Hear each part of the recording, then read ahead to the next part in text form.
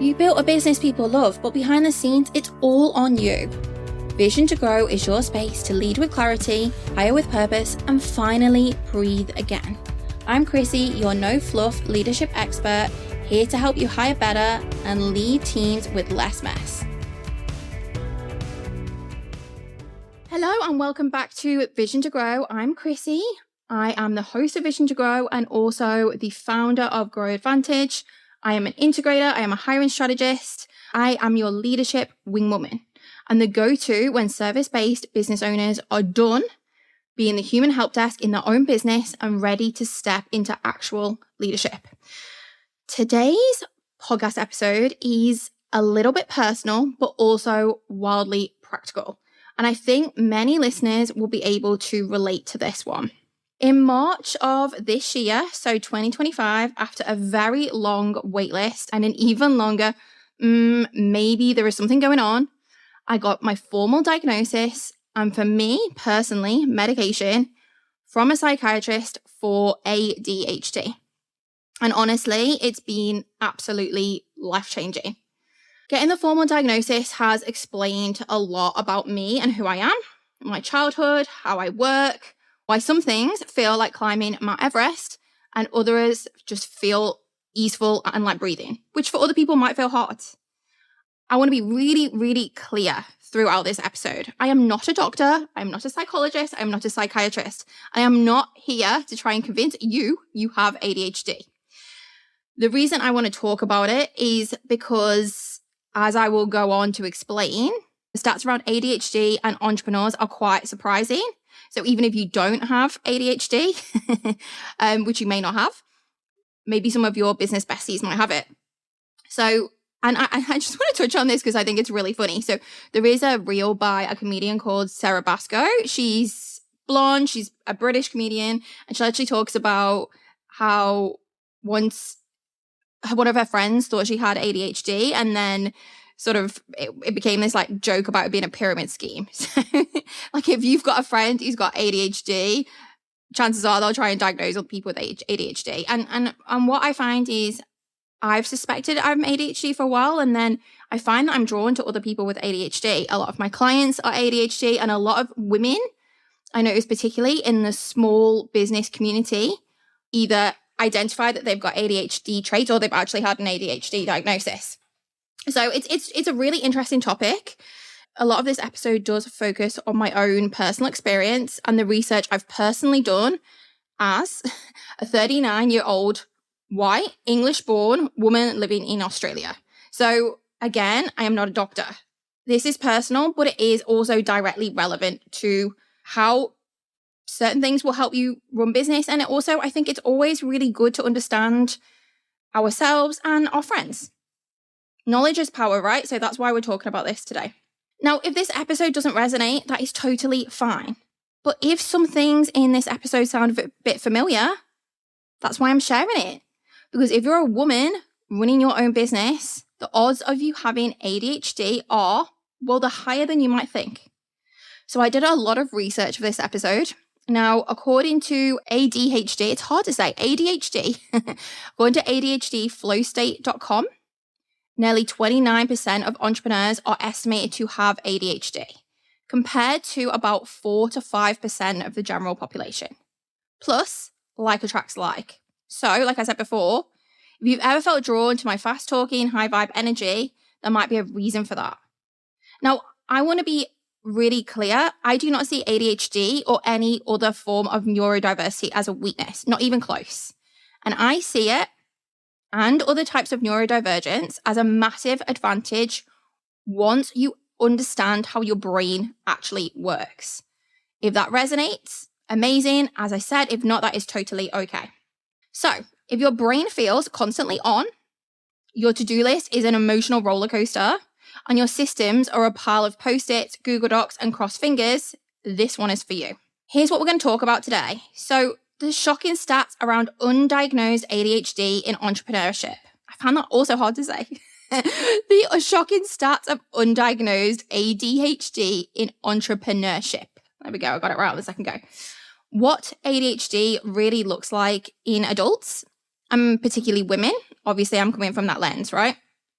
how neurodivergent business owners experience dopamine and cortisol differently, and what that means, and why that makes structure non-negotiable, and how my ADHD shows up in my business. Hello, 7 squirrels in my brain. And why systems, support, and team have saved me from full-blown burnout. And I also want to talk about how you can build a business that works with your brain and not against it. So this is not a load of crap about manage your time better.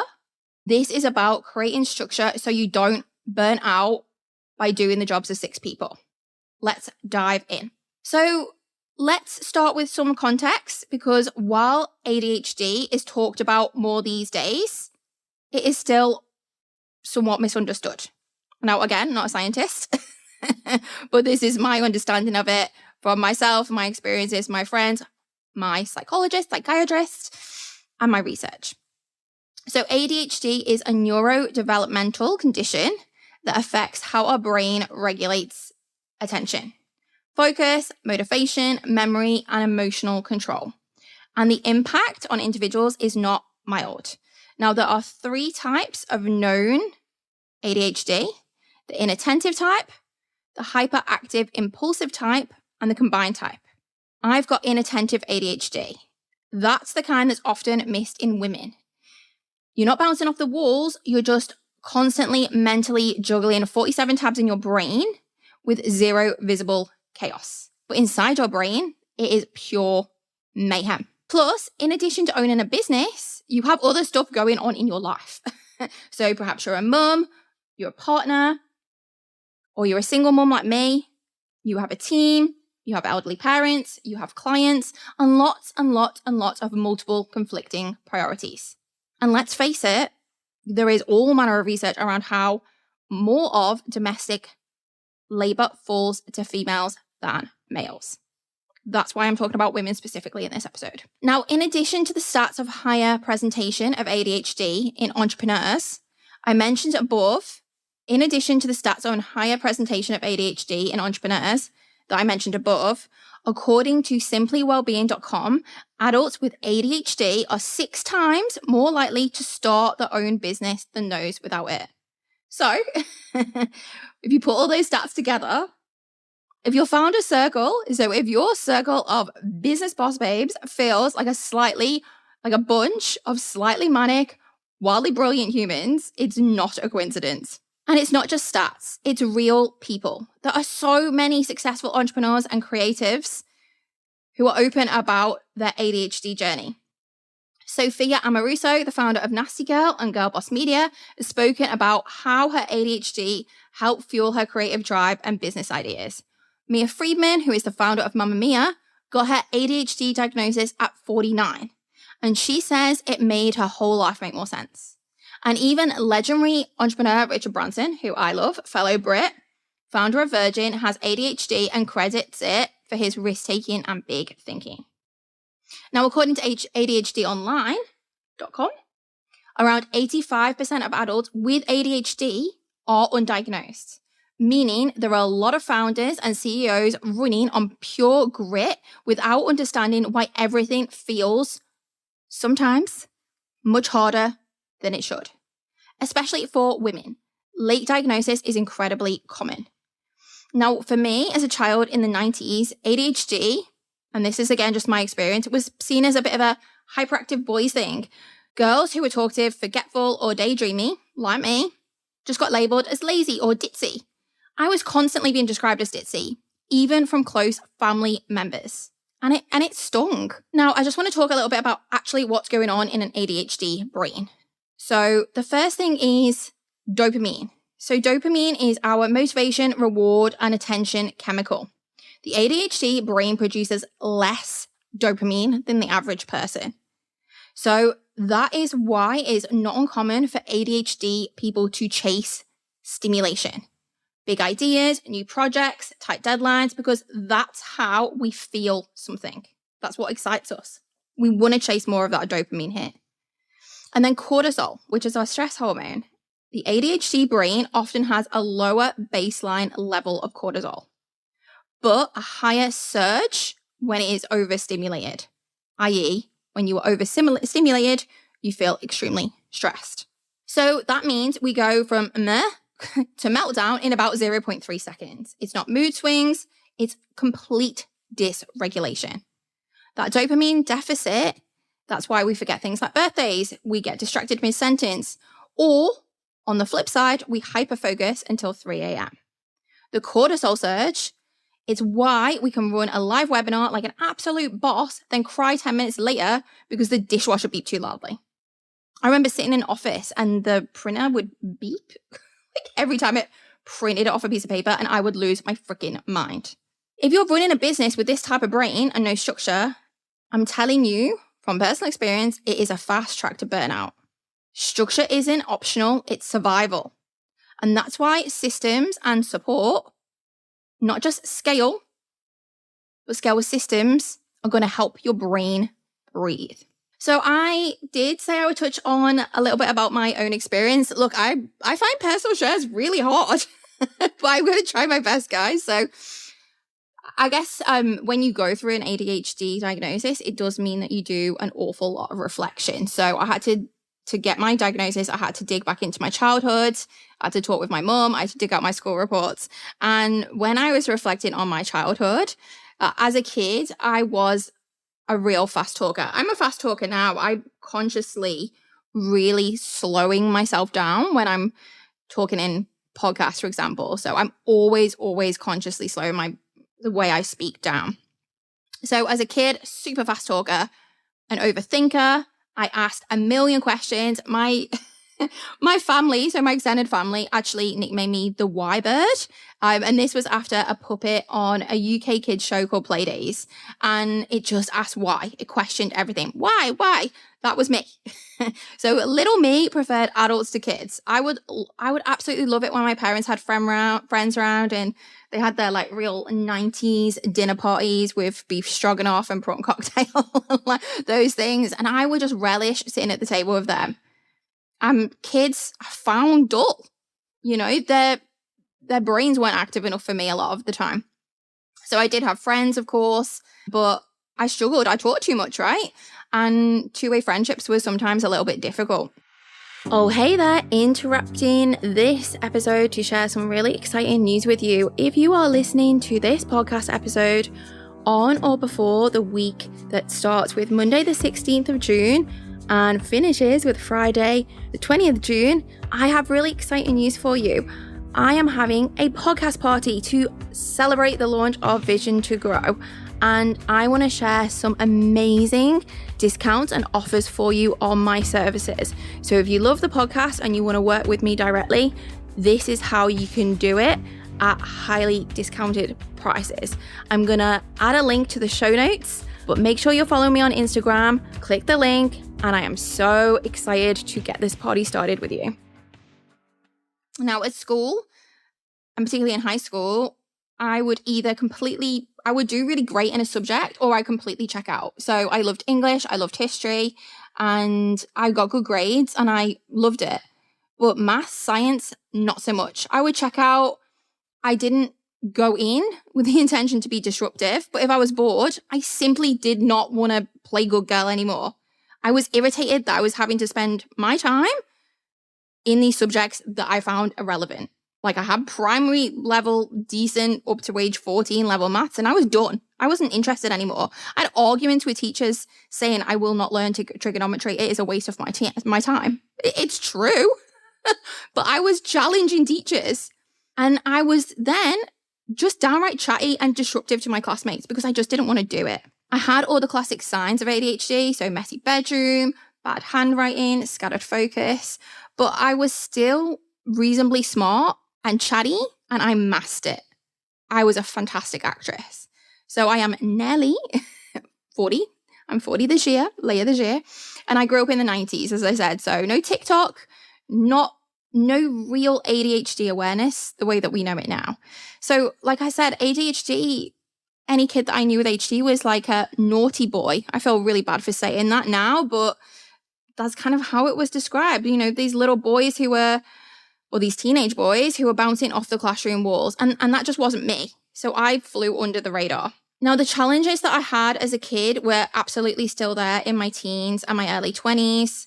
Particularly, I went away to uni and I started drinking and partying. I was losing my keys, my handbag, my shoes, and my phone back in the day on Facebook. So I got Facebook when I started uni I started uni in 2004, and I would have got Facebook in around 2005. And back then, my friends actually had a Facebook group called Chrissy's Lost Her Phone.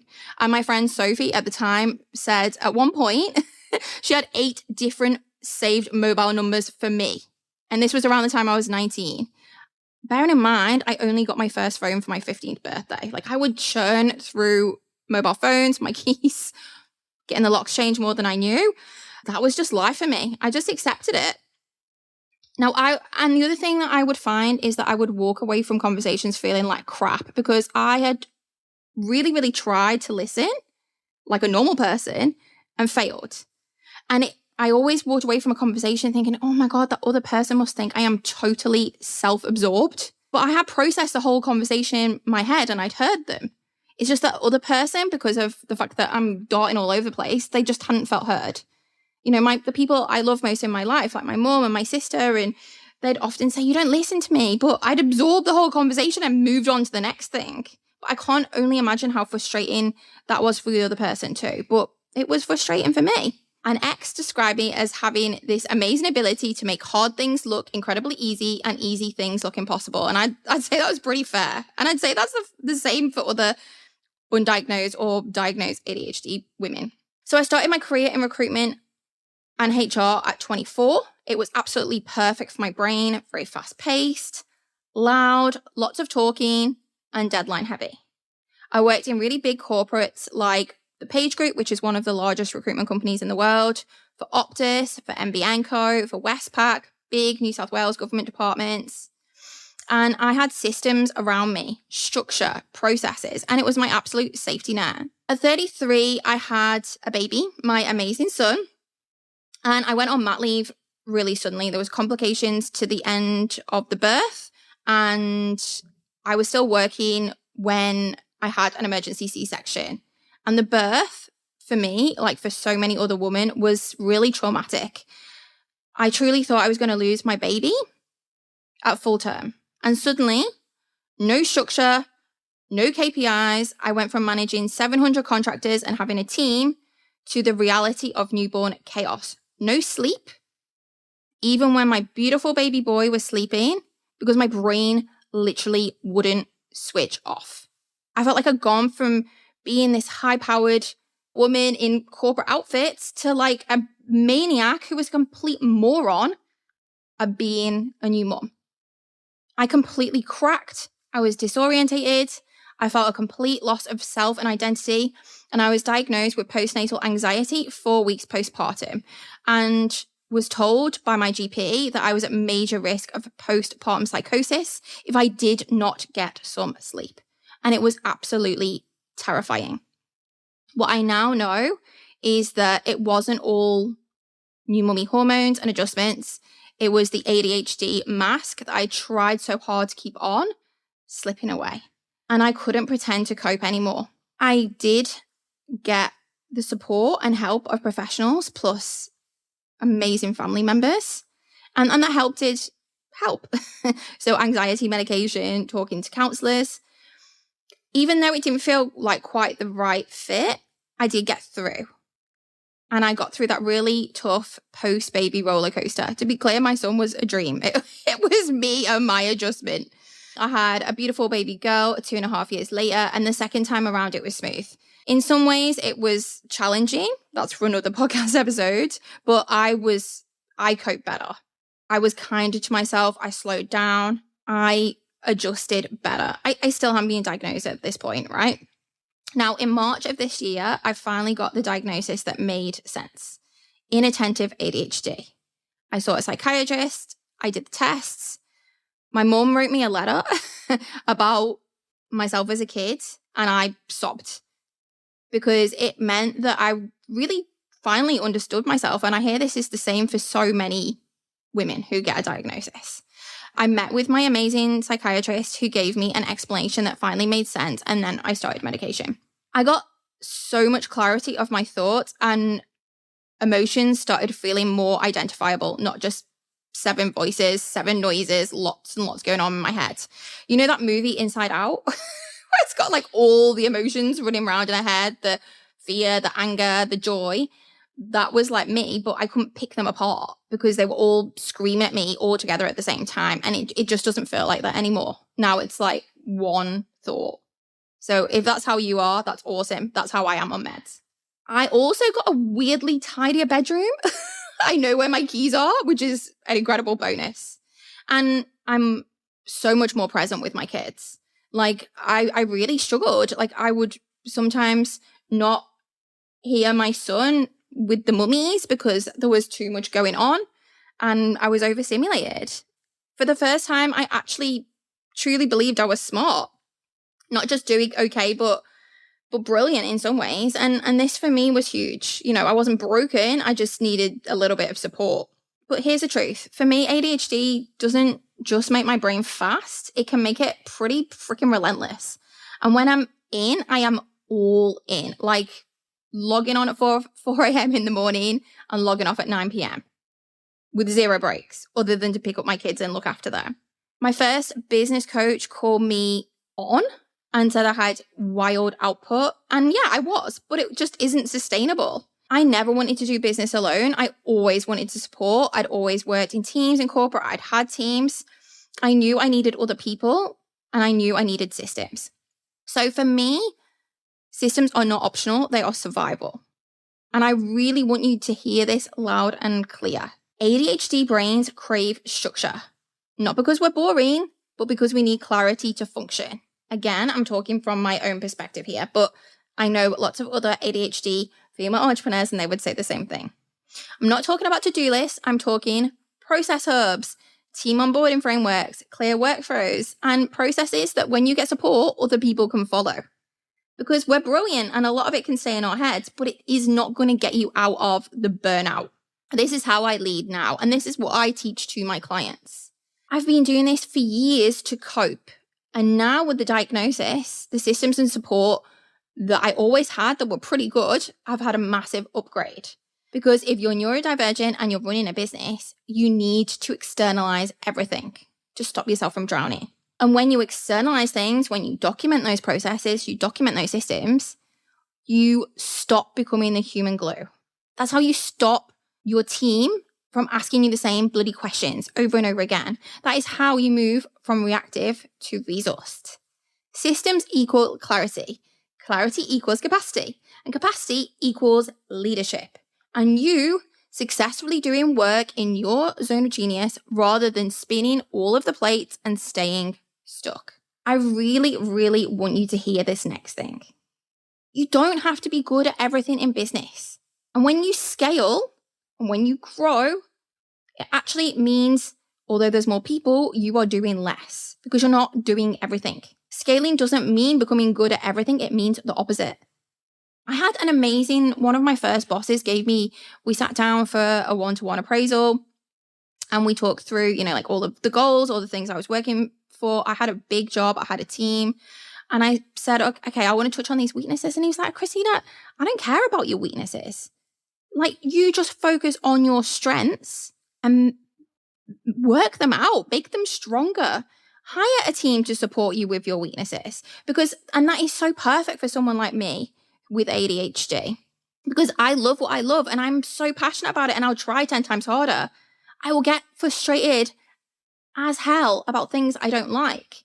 So if you've identified that about yourself, take on my boss's advice. You don't have to be good at everything.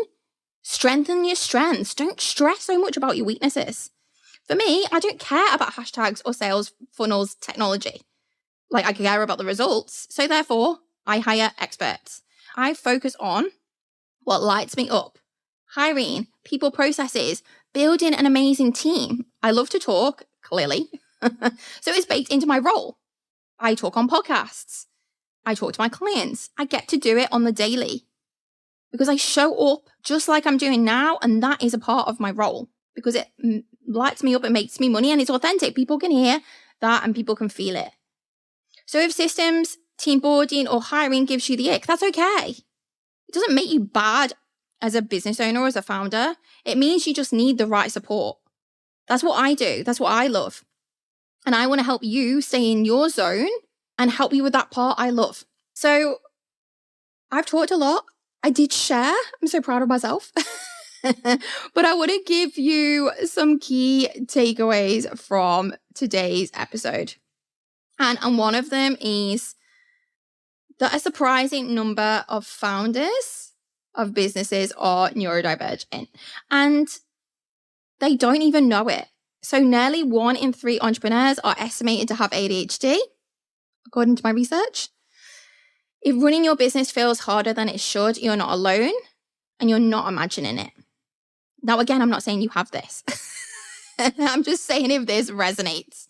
And it may help you understand a client or a business collaborator better. Structure is essential, not just for growth, but for survival.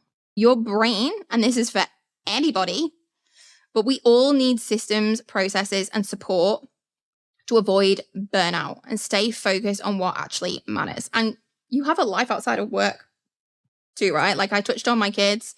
The reason I started a business is for them, of course, and to have a life I want and be really passionate about what I do, living in alignment.